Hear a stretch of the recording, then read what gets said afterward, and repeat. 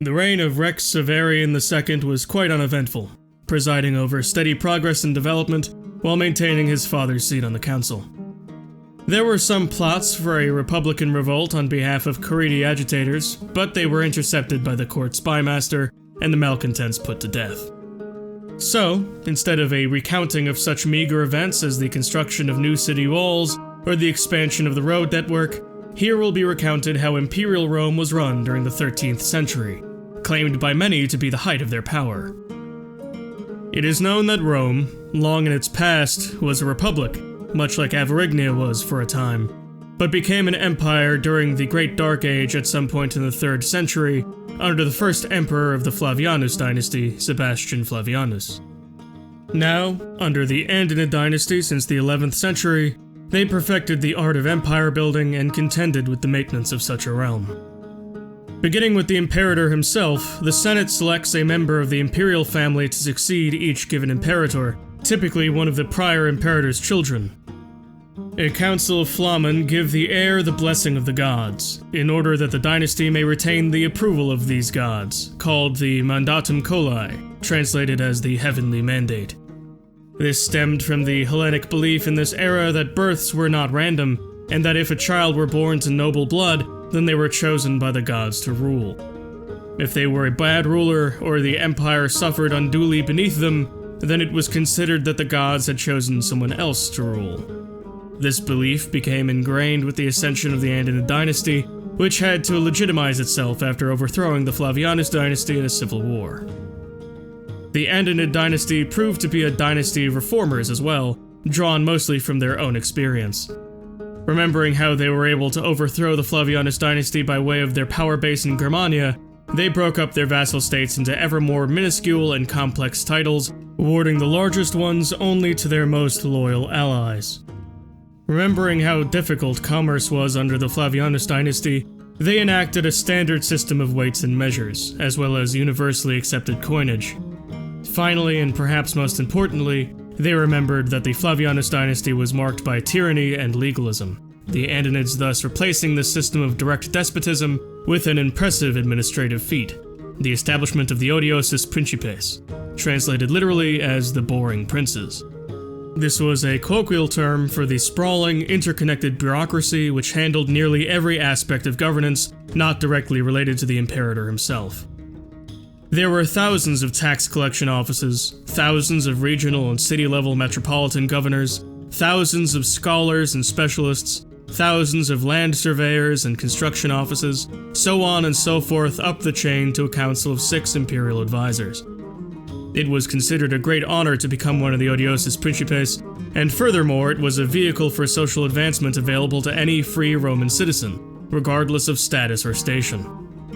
If one had the time and mind to sit the imperial exam and passed, then one was essentially set for life, as men were not fired from a bureaucratic position so much as they were executed for misuse of office.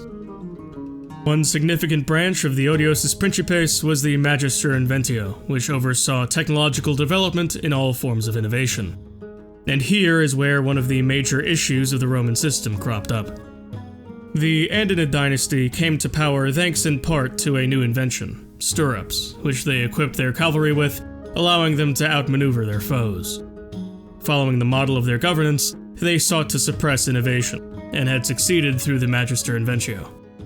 A great many innovations and inventions passed through that section of the bureaucracy, things such as a special self-repairing concrete, glass which did not shatter, and even a method of reproducing texts by a complicated system of ink and metal molds of the alphabet. All comers were snuffed out in favor of the stable, steady progress Rome had made, void of destabilizing innovation for hundreds of years. Avarignia advanced for a time, including during the entire reign of Rex Avarigine II, but were only brought up to speed with the rest of the imperial subjects, progressing no further.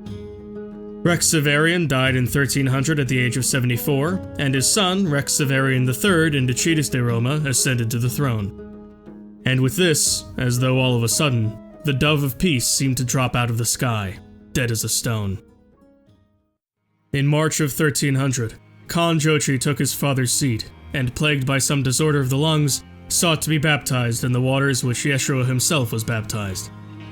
he sent a dozen priests to Jerusalem, a minor, insignificant city in the eyes of the Phrygians, and attempted to plead the local governor for safe passage. Word soon reached Emperor Isagonos Agathoclid, who, upon further research, grew fearful of the Christians. Seeing as these Mongols were preaching in the land which Yeshua himself walked, Isagonos commanded their death and crucifixion, hoping to set an example that such Eastern cults would not overcome his beloved Hellenism. This rekindled the flames of war, and the Ondrav, or Patriarch of the Wschodni Church, called for a holy war against Phrygia. As the mounted horse armies prepared to bear down on one of the three sisters, the head of the Wschodni Church, Ondrav Munke, gave a grand speech as he blessed the horses. "Behold, all you faithful of the East, children of the Wschodni Church, hear the words of your shepherd, Ondrav of the Holy Orders. Know that I tie my name to these words, Munke. To the west lay the Holy Land, where the blood of our Savior was spilled. Even now he gazes upon it, and sees that it is held by decadent heathen devils, who do scorn the steeds of our missionaries and the true word which they carry with them. Their blood calls out from the soil like Abel's did, calling out for justice, for retribution. They do evil to his name, and deserve to have their names lost in the sands over which they lord. We will tear down the statues of Jupiter, Saturn, Neptune, and their multitude gods of wood and stone, erecting a church built out of their bones, which will bear the name of God in glory forever and ever, and the gates of hell will not prevail against it." With this began a decade of bloody conflict between the Mongol Khanate and the Empire of Phrygia. Indeed, 500,000 people died in the First Wschodni War. Eventually, the Mongol advance was halted at the Battle of Dausar, a couple days' journey from the imperial capital, Antioch. Still, though this war was unsatisfactory for both parties, Phrygia was greatly weakened, leading to Rome invading the Balkans for vulnerable Phrygian land, and Rajasthan abandoning its southern campaign to fortify itself against a now horrifyingly preeminent Mongol force which encompassed their northern border, and which considers the Mandeans of the subcontinent to be heretics of the highest order. An interesting development of note is that, around this time, the known Christians of the East began to use another word to describe Yeshua, one of distant Eastern origin, Shugaoja, translating literally to Anointed One. All of this was watched with trepidation from the kingdom of Avarignia, but Rex Severian III was unable to predict or even adapt to what was about to wash over the largest empire in the world. As a result of the Mongol conquest of Phrygian Persia, the Silk Road was cut off, and Europe no longer enjoyed access to goods from the East, upon which many aspects of the massive imperial economies of the Three Sisters relied. Notably, beginning in 1315, it became too expensive to mint Roman coinage at high purity as had been tradition, cutting them with lesser metals like bronze and tin, thus debasing the currency and causing the entire economy to begin to tumble towards disaster.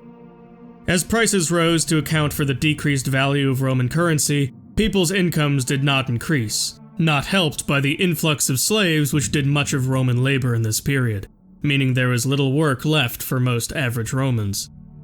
By 1330, Roman coinage was only about 50% gold or silver depending on denomination, and people began to revert to bartering as everything became more expensive with every passing year. The legions not only thinned out, but also began to run out of actual Romans, populated instead by mercenaries willing to work for lower pay and debased currency, resulting in a fighting force which was increasingly lackluster.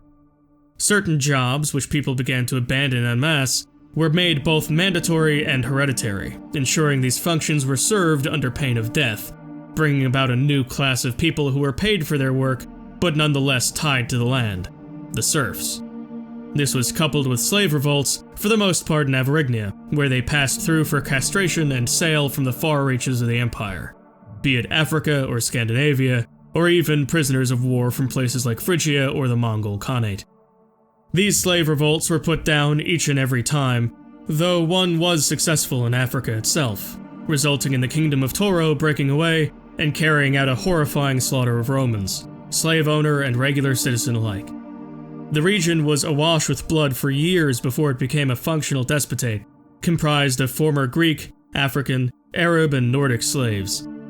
Indeed, Toro was a profile of all peoples the Romans had held as property at one time or another. This was when the empire entered a phase of protracted, steady decline.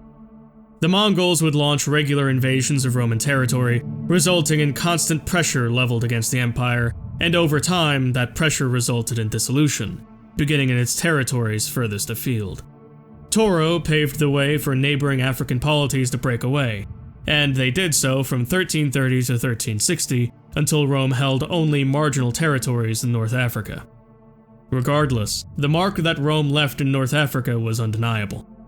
Centuries of settlement had thoroughly Hellenized the region, making the Sahara into a Greco-Roman desert. The only region which maintained a distant echo of North Africa's original population was to be found in West Africa's Slave Coast, known under the Romans as the Servus Litus. The region was now dominated by former slave states like Toro and Igbo Benue, while Zamor was still ruled by the native slavers which collaborated with the Romans. These ironically came into almost immediate conflict with those high chiefdoms which had as yet resisted the Romans, those being Ghana and Wassa. From 1360 to 1400, Rome's decline continued on course, through the reign of Avarignia's Rex Severian IV in Decius de Roma. Severian IV was unlike his forebears, given that he was not so much of a Roman loyalist as they were. He saw the decay begin to take root, and set the stage for Avarignian independence from Rome. Indeed, over those 40 years from 1360 to 1400, many landholders, especially the rexes of the various kingdoms within, began to consolidate their holdings through internal war and intrigue. Indeed, this is what the Roman heartland looked like in 1360, and this is what it looked like in 1400. Such massive shifts in power and consolidation were made possible in part due to the rule of a weak and decadent ruler, Imperator Germanus Andenid. His policy was to allow his vassals to fight each other as much as possible, in the hopes that this would weaken them, though of course he didn't count on some being far superior strategists than others. This decay continued for another decade until 1410 during the reign of Rex Severian V in Decius de Roma over Avarignia. Imperator Germanus levied a heavy tax upon the trade of salt, since the collapse of the African holdings had caused it to become a rare commodity. This, coupled with the debased currency, proved to be too much, and over half the empire rose up in rebellion, seeking their independence from the yoke of the Eternal City. The rebellious combatants were Avarignia, Triballia, Arvernia, Perugia, Box, Serdia, Odovicia, Galicia Volnia, Samogitia, Denmark, Norland, and England, while the loyal combatants were Burgundy, Germania, Carnia, Frisia, and the Italian dukes. Avarignia contributed to the war effort in a largely naval capacity, given the front against Germania and Italia were being handled by Triballia and Arvernia. This war was bloody, but due to its sheer magnitude, shockingly brief, reaching its conclusion by 1415. On the 12th of September, the rebellious armies surrounded Rome, and were thronging at the gates of the Eternal City. Bronze and iron weapons glistened in the sunlight as onagers heaved great stones against Rome, which sustained damage but remained intact. It would not be this voracious league of European powers which brought the city down, however. It was the tired folk within. A mob of starving townsfolk began to riot and loot the city themselves, thinning out the guard on the walls and leaving them vulnerable for a direct attack. Rome burned for a week before the armies dispersed, headed back to their myriad of newly independent homelands. Rome, brought to shame and reduced to a shadow of its glory, licked its wounds, and rewarded its loyal states with titles and honors, and indeed, a greater say in imperial governance, becoming the boni figli, or good sons of the empire. This greater say was radical. The new imperator, Lutarius Andenid, divorced the seat of imperator from blood, and gave the boni figli the power to elect whosoever they pleased to the position by majority vote, including that of the sitting imperator. The thought that they might rule Rome one day was quite enough to make them stay.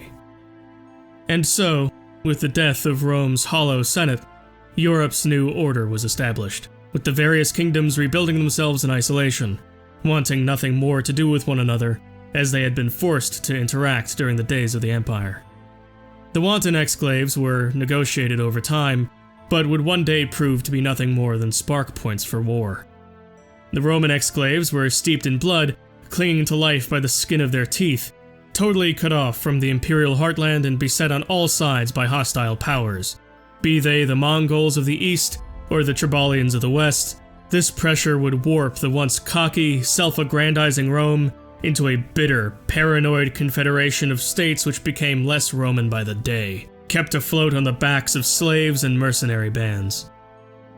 Meanwhile, the collapse of Mediterranean trade impoverished the African states, which began to war against each other for what little precious resources they could glean from the land. Though some began to foster a relationship with the age-old rival of the Romans, Phrygia. Regardless of all this, Europe would persist this way until 1452, during the reign of Rex Severian VI and Achitus de Roma, when Avarignian fishermen saw something well beyond their comprehension.